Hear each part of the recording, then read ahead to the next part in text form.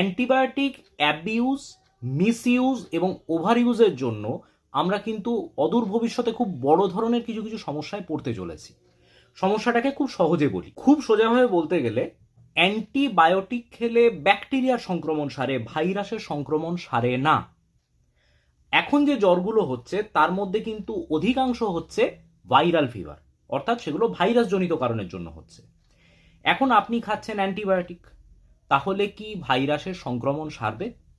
দ্বিতীয়ত, যে ভাইরাল ফিভারগুলো এখন হয় তার জন্য আইডিয়ালি খাওয়া উচিত অ্যান্টিভাইরাল মেডিকেশন, যেটা খাওয়ার প্রয়োজন পড়ে না, কারণ এই ধরনের যে ভাইরাল ফিভারগুলো সেগুলো হচ্ছে সব সেলফ লিমিটিং, অর্থাৎ আমরা বলি ওষুধ খেলে 7 দিন, না খেলে 1 সপ্তাহ।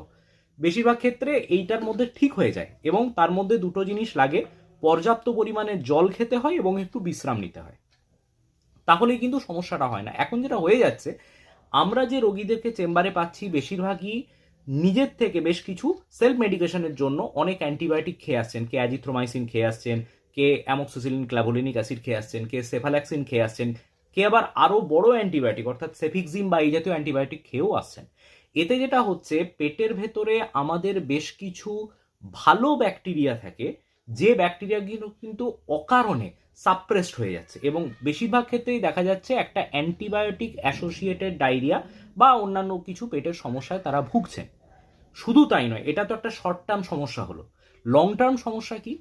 এর ফলে পেটের ভেতরে যে ভালো ব্যাকটেরিয়াগুলো, যেগুলো কিনা সেন্সিটিভ, সেই ব্যাকটেরিয়াগুলো কিন্তু মরে যাচ্ছে, এবং যে ব্যাকটেরিয়াগুলো কিন্তু রেজিস্ট্যান্ট, যারা হচ্ছে একদম দাগি আসামি, তারা কিন্তু পুলিশের মারে যাবে না, তারা কিন্তু সেখানে পড়ে থাকছে। অর্থাৎ শরীরে যেগুলো রেজিস্ট্যান্ট মাইক্রোবস, তাদের সংখ্যা কিন্তু বৃদ্ধি পাচ্ছে, যা অদূর ভবিষ্যতে আপনাকে কিন্তু দুরারোগ্য কোনো ব্যাধিতে সংক্রামিত করতে পারে। অ্যান্টিবায়োটিক আপনাকে খেতে হতেই পারে, অতিরিক্ত অ্যান্টিবায়োটিক প্রীতি এবং অ্যান্টিবায়োটিক ভীতি দুটোই খুবই খারাপ। সেক্ষেত্রে বলতে গেলে, যদি ধরুন আজকে অনেক সময় ভাইরাল ফিভারের ফলে হয় আমাদের একটা কিছু সেকেন্ডারি ব্যাকটেরিয়াল ইনফেকশন হয়, অর্থাৎ যদি আমাদের বুকে কফ জমে যায়, যদি দেখা যায় যে আমাদের টনসিল বা এখানে কোনো সংক্রমণ হয়েছে যেখানে পাস ফর্মেশন হচ্ছে, তাহলে অ্যান্টিবায়োটিক খেতে হবে বই কি। কিন্তু সেটা বেশিরভাগ ক্ষেত্রেই হয় না, অনেক ক্ষেত্রেই শুকনো কাশি আছে কিন্তু তা সত্ত্বেও দেখা যাচ্ছে একটা বড় ধরনের অ্যান্টিবায়োটিক দীর্ঘদিন ধরে খাওয়া হচ্ছে। সমস্যাটা এই জায়গায় হয়। সঠিক জানুন, সচেতন থাকুন, সুস্থ থাকুন।